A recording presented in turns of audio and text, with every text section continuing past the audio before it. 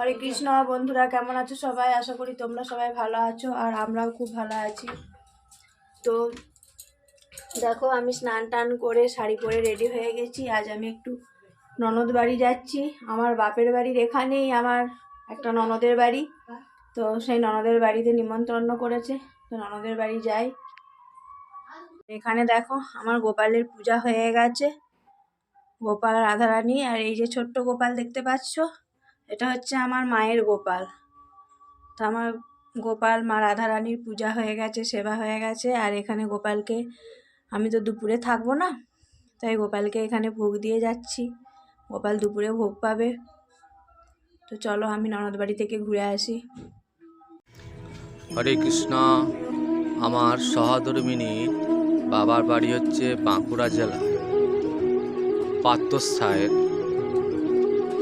পাথরসায়ের থেকে আমার সহধর্মিনীর ননদ বাড়ি হচ্ছে পাথরসায়েরই একটু দূরত্বে।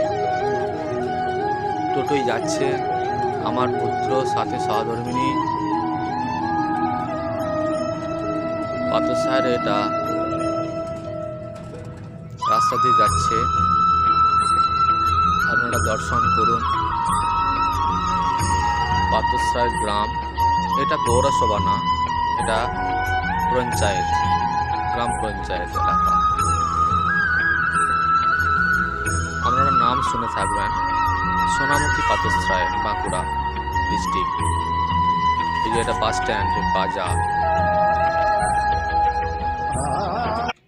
দিদি বাড়ি পৌঁছে গেছে, আমার দিদি বাড়ি।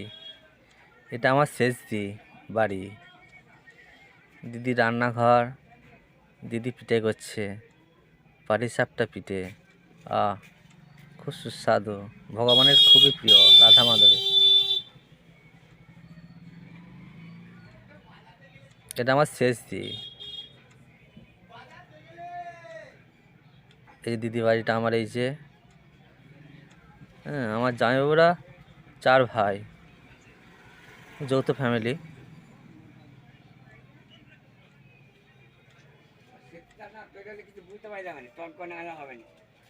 এটি দিদির বেডরুম।